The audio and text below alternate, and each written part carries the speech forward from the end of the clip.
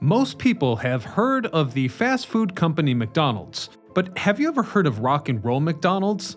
That's right, in Chicago, Illinois, there was once a massive McDonald's restaurant bordered by Ohio, Ontario, Clark, and LaSalle streets with a rock and roll theme. It had an enormous seating capacity and many exhibits for the public. These exhibitions featured rock and roll icons, McDonald's history, Chicago history, and various pop culture artifacts from recent decades.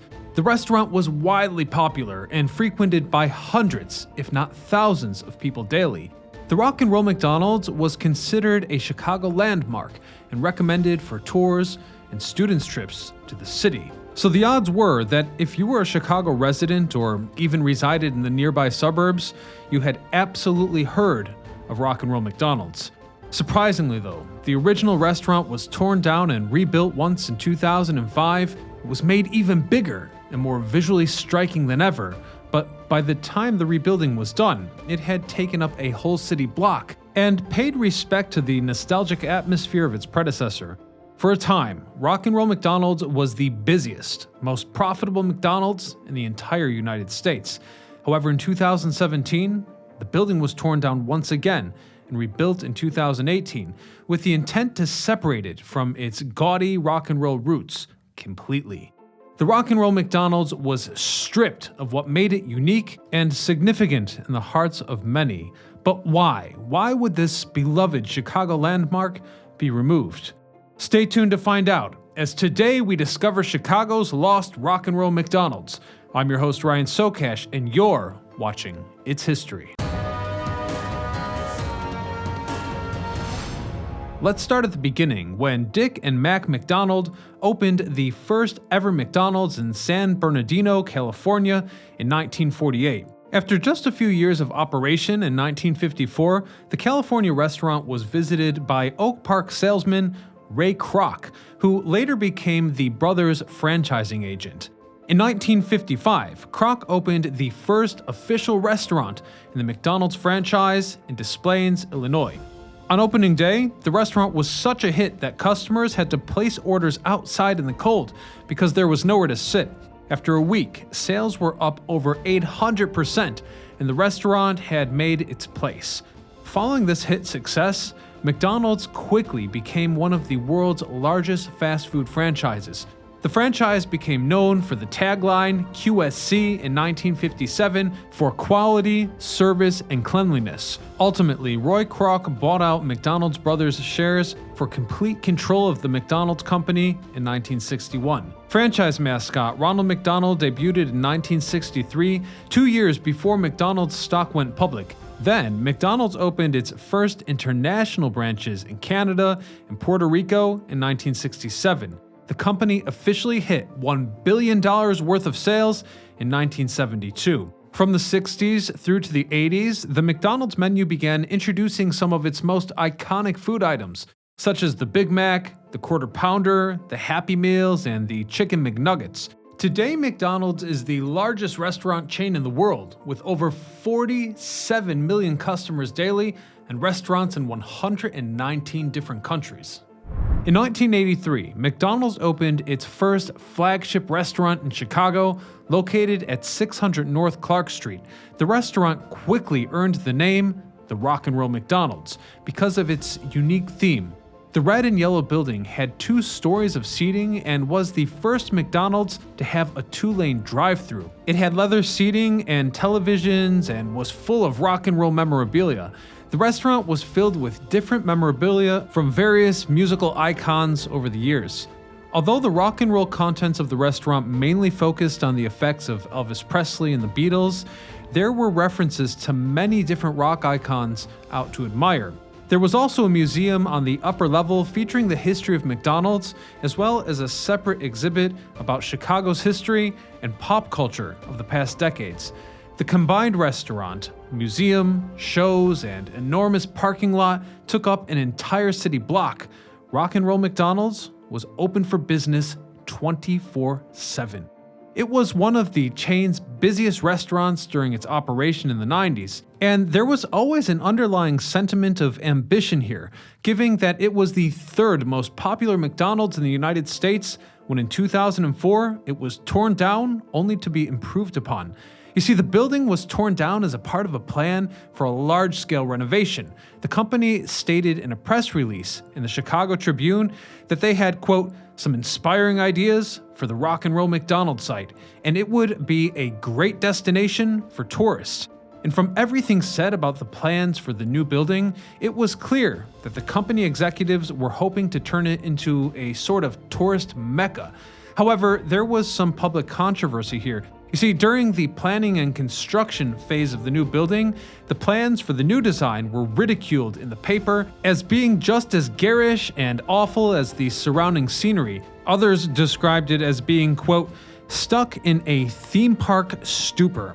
3 other potential designs were considered for the new Rock and Roll McDonald's, but the one chosen was the most visibly retro. The move caught flack as being stuck to the restaurant's roots and purely fueled by a desire to try and profit off nostalgia from the previous building's look. After all, as well-liked as the last structure had been, no one was arguing that it looked particularly beautiful. I mean, seriously, have a look at this structure. Would you want this to be next to your fancy Chicago condominium? Well, apparently, the yuppies of 2004 didn't think so. The general consensus was that the McDonald's company's desire to stick to their old look and their need for more space was clashing and creating an overall effect that failed to impress. It would also seem that the company didn't want to take risks with their local constituents. Hence, the local city board arised concerns that if the expansion of space wasn't carefully negotiated, it could interfere with the surrounding roads and sidewalks. Despite all this noise about the many ways that the changes to the beloved, if not out of date, local landmarks were failing to deliver, construction still went ahead as planned.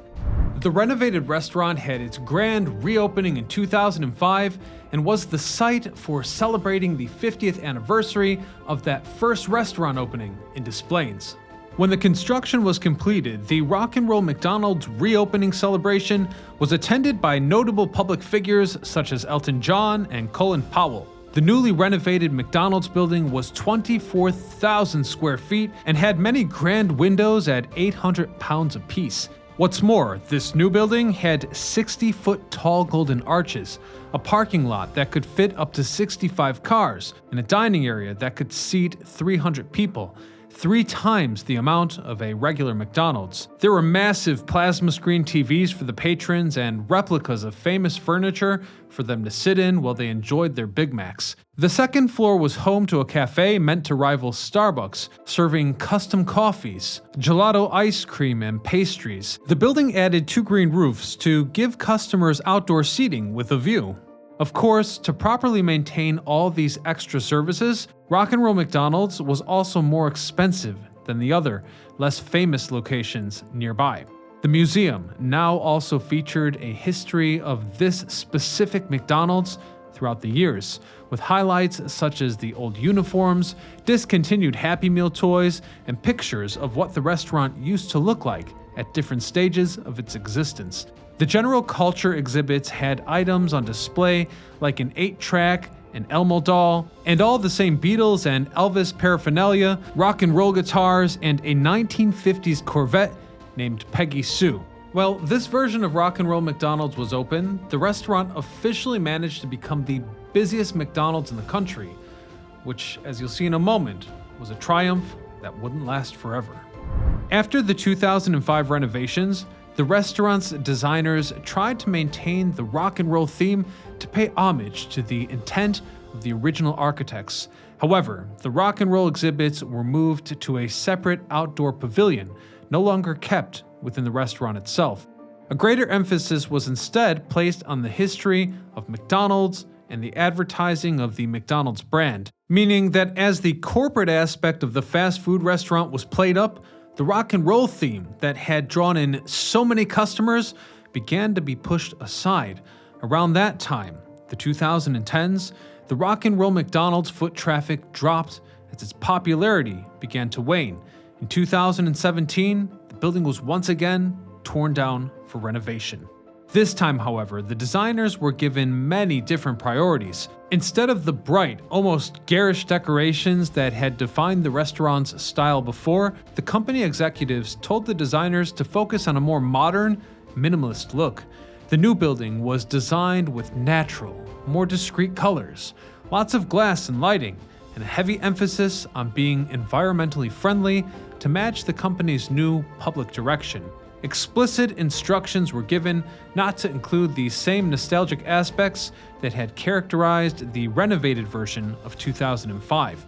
When the newly designed version of Roll McDonald's had its grand reopening in 2018, the building had only one level of seating instead of the original two. It was also smaller in square footage. Self-serve kiosks and solar panels were added to modernize the building further. The rock and roll theme had also been completely abandoned.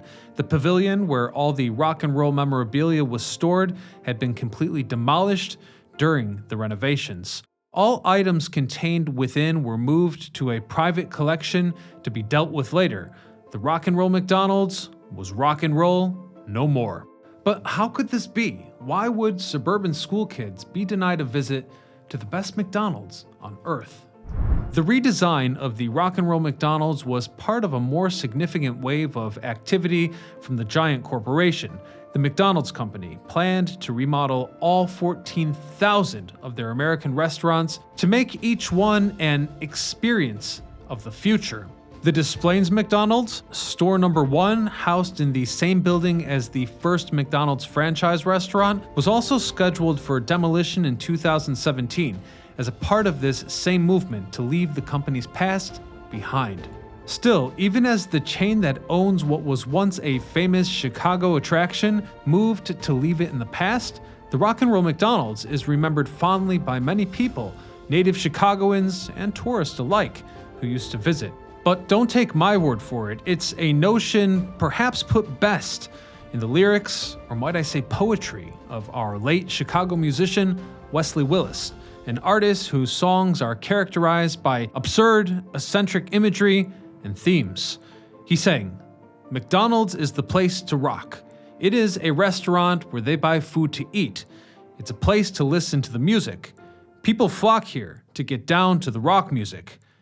Rock and Roll McDonald's." I can attest to this, as I lived in Chicago during that time frame and remember seeing Wesley Willis in the streets around that McDonald's frequently. I even had the pleasure of seeing him perform this classic hit when he opened for the band Local H at the Metro. My mistake was not realizing how legendary the song would become. In 1995, Wesley immortalized his special place in a song titled Rock and Roll McDonald's, which has since become known as the restaurant's unofficial theme song. It also warrants noting that the song covers the harmful effects of most of the fast food franchises offering, singing, "McDonald's will make you fat. They serve Big Macs. They serve quarter pounders. They will put pounds on you." And perhaps the artist was ahead of his time in this type of thinking, as the song is Wesley Willis's best-known work and was featured in a documentary film from 2004 called Super Size Me. Overall, the musical piece is centered on a fond reminiscence of one of Chicago's best places to rock, which is a notion most of us Chicagoans probably agree upon. Rock and Roll McDonald's spent years on lists of recommended tourist destinations in Chicago, a must-see spot. Its location is near one of the major expressways leading into the city and was a landmark that hundreds of tourists passed by every day. One writer by the name of David Buck, while discussing the total overhaul in 2018, recounts childhood memories of the museum, loving all the discontinued toys and seeing all of the commercials. There are countless stories in Chicago newspapers of birthday parties, school trips, and first dates that took place in this very special Chicago restaurant. Even if the building has been visually severed from its roots, Rock and Roll McDonald's was a deep part of Chicago culture for many years, which is, in a way, a tale not dissimilar to the town's lost great railway terminal, a story you can learn more about by clicking right here.